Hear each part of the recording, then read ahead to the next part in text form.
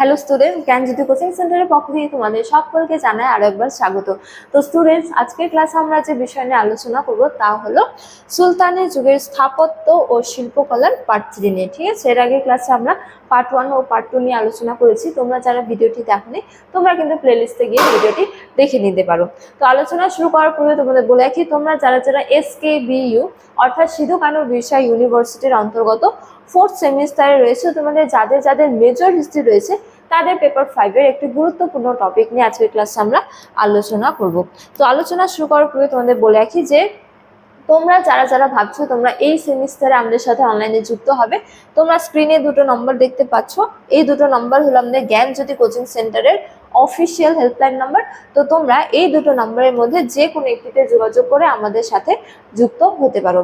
এছাড়া তোমাদেরকে একটু কোর্স ডিটেলসটাও বলে রাখি যে তোমাদের যাদের মেজর কোর্স রয়েছে তোমাদের জন্য যে কোর্স ফিটা রাখা আছে সেটা রাখা আছে কেবলমাত্র 1199 টাকা। এছাড়া তোমাদের যাদের মাইনর কোর্স রয়েছে তোমাদের জন্য যে কোর্স ফিটা রাখা হয়েছে সেটা রাখা হয়েছে কেবলমাত্র 699 টাকা। তো স্টুডেন্টস, এই ছিল ইনফরমেশন। এবারে আমরা আজকের আলোচনা শুরু করব। তো আগের ক্লাসে আমরা পার্ট 1 এ সুলতানি যুগের স্থাপত্য ও শিল্পকলার বৈশিষ্ট্য নিয়ে আলোচনা করেছি এবং পার্ট 2 তে আমরা দাস বংশ, খলজি বংশ এবং কি তুঘলক বংশের অবদান সম্পর্কে আলোচনা করেছি। আজকে আমরা সৈয়দ ও লোদিদের অবদান নিয়ে আলোচনা করব। ঠিক আছে, তো সৈয়দ ও লোদি বংশের অবদান সম্পর্কে বলা যায় যে সুলতানি যুগের যে স্থাপত্য ও শিল্পকলার তার অবনতি রূপ লক্ষ্য করা যায় এই সৈয়দ ও লোদিদের আমলে। ঠিক আছে, তো দেখো সৈয়দ ও লোদিদের ক্ষেত্রে বলা হয়েছে যে সৈয়দ ও লোদি আমলে মূলত সুলতান ও অভিজাতদের প্রচুর সমাধি নির্মিত হওয়ায় একে সমাধি নির্মাণের যুগও বলা হয়। তো এই যুগে বিশেষ কিছু স্থাপত্য শিল্প নির্মিত হয়নি, কিছু হয়েছে, কিন্তু তা সত্ত্বেও বলা যায় যে এই যুগে সুলতানি যুগের যে স্থাপত্য শিল্পকলা তার অবনতির ছাপ কিন্তু লক্ষ্য করা যায়। ঠিক আছে, তো এই যুগে কি হতো, একাধিক সমাধি নির্মিত হতো বা নির্মিত হয়েছিল বলে এই যুগকে সমাধি নির্মাণের যুগও বলা হয়। ঠিক আছে, তো দেখো তারপর বলা হয়েছে যে এই যুগে প্রথম অষ্টভুজাকৃতি সমাধি এবং কি দ্বিগম্বুজ রীতির কি হয়েছে সার্থক প্রয়োগ শুরু হয়, যা পরবর্তী মুঘল স্থাপত্যের ভিত্তি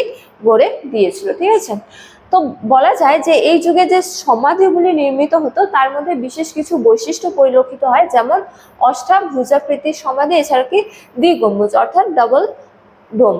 গম্বুজ হচ্ছে যে ওপরের যে গোল পাটটা তাকে কি বলা হয়, গম্বুজ। তো এই পদ্ধতি কোথায় শুরু হয়েছিল, সৈয়দ ও লোদিদের আমলে। ঠিক আছে, তো দেখো তারপরে বলা হয়েছে যে দিল্লির লোদি গার্ডেন, এছাড়া কি সিকান্দার লোদির সমাধি এবং অত্যন্ত কারুকার্যময় মঠ কি মসজিদ কি এই আমলের প্রধান বা এই আমলের শ্রেষ্ঠ শিল্প নিদর্শন। ঠিক আছে, তো এই আমলের কতগুলি শ্রেষ্ঠ নিদর্শন স্বরূপ বলা যায় যে সিকান্দার লোদির সমাধি এটি হলো এই আমলের অন্যতম শ্রেষ্ঠ, বা বলা যায় যে লোদিদের সময়কার একটি অন্যতম শ্রেষ্ঠ হচ্ছে যে স্থাপত্য শিল্পকলার নিদর্শন। ঠিক আছে, এছাড়া লোদি গার্ডেন এগুলি হলো এই যুগের কতগুলি স্থাপত্য শিল্পকলার নিদর্শন। তো স্টুডেন্টস, এই হচ্ছে যে সুলতানি যুগের যে সুলতানরা ছিলেন তাদের অবদান সম্পর্কে। এবারে আমরা আলোচনা করব হিন্দু স্থাপত্য রীতি, অর্থাৎ সেই সময়কালে কতগুলি হিন্দু রাজা ছিল বিভিন্ন স্থানে। ঠিক আছে, তো তাদের স্থাপত্য শিল্পের অবদান নিয়ে এবারে আমরা আলোচনা করব। তো দেখো এই ক্ষেত্রে বলা হয়েছে যে দিল্লি বলা যায় যে সুলতানি আমল বা তার সমসাময়িক সময়ে ভারতের বিভিন্ন প্রান্তে হিন্দু রাজারা বেশ কিছু অসামান্য স্মৃতিসৌধ ও মন্দির নির্মাণ করেছিলেন। অর্থাৎ সুলতানি যুগ যে টাইম পিরিয়ড, সেই সময়কালে কতগুলি হিন্দু রাজারা ছিলেন বিভিন্ন স্থানে, তো তারাও কিন্তু স্থাপত্য ও শিল্পকলায় যথেষ্ট মনোনিবেশ করেছিলেন, বা তাদেরও হাত ধরে কিন্তু একাধিক হচ্ছে যে উন্নত মানের বা শ্রেষ্ঠ স্থাপত্যের নিদর্শন পরিলক্ষিত হয়। ঠিক আছে, যেমন দেখো বলা হয়েছে যে বিজয় স্তম্ভ এটি কোথায় অবস্থিত, চিত্তরগড় বা রাজস্থানে অবস্থিত। ঠিক আছে, এছাড়া কি হাম্পির বৈঠল স্বামী ও বিরূপক্ষ মন্দির, এটা আবার কোথায় অবস্থিত, কর্ণাটকে। সেই সময়কালের হচ্ছে যে শ্রেষ্ঠ নিদর্শন। ঠিক আছে, মন্দির স্বরূপ তোমরা এখানে এই ছবিটা দেখতে পাচ্ছ, এটা হলো এই হাম্পির বৈঠল স্বামীর মন্দির। ঠিক আছে, এটি কোথায় অবস্থিত, কর্ণাটকে, এবং এটি কোন সময়কালে নির্মিত হয়েছিল? সুলতানি যুগে, ঠিক আছে। অর্থাৎ সুলতানি যুগে বা সুলতানি যুগ যে সময়কাল, সেই সময়কালে যে হিন্দু রাজারা ছিলেন তারা যে বিশেষ কিছু মন্দির নির্মাণ করেছিলেন, ঠিক আছে, বা স্থাপত্য নির্মাণ করেছিলেন, সেগুলো নিয়ে আমরা আলোচনা করছি। তো হাম্পির বৈঠল স্বামীর মন্দির, ঠিক আছে, এটা কোথায় অবস্থিত? কর্ণাটকে। এছাড়া কর্ণাকে সূর্য মন্দির, এটা আবার কোথায় অবস্থিত? বা এটাকে তোমরা সূর্য মন্দির শুধু মনে রাখতে পারো। সূর্য মন্দির কোথায় অবস্থিত? ওড়িশায়, ঠিক আছে। এছাড়া রয়েছে কুম্ভলগড় দুর্গ, এটা আবার কোথায় রয়েছে? রাজস্থানে, ঠিক আছে।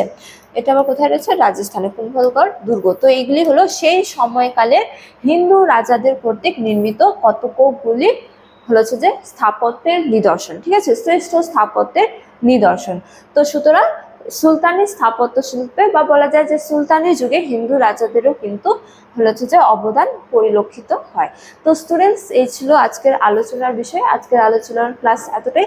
তোমাদের সাথে দেখা হবে পরবর্তী ক্লাসে। ততক্ষণ তোমরা সকলেই ভালো থাকো, সুস্থ থাকো। Thank you.